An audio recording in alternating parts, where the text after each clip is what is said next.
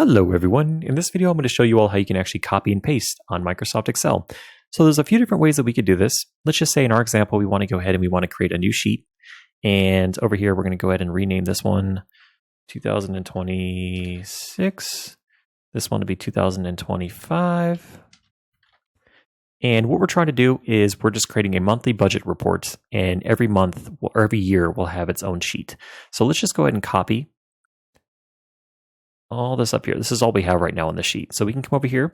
Once we have everything selected that we want to copy, we can come over here to Home and either select Copy. We can do Control C on our keyboard. We can also right click and select Copy. So once we do that, we can now come over here to our 2025 sheet and just go ahead and decide where we want to go ahead and place it. So let's come over here to A1 and we'll do Control V on our keyboard to be able to paste it. But again, there's other options to be able to paste. So you could always come over here and select paste. There's also different pasting options as well. So if you scroll through these, there's like keep source formatting, transpose, no borders. I mean, there's a lot of different pasting options, but I just did Control V, which is the keyboard shortcut.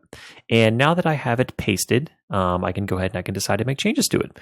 So that is one of the easiest ways to be able to copy and paste. I just like to use the keyboard shortcuts. So again, just highlight the different cells that you're trying to copy and then do Control C on your keyboard.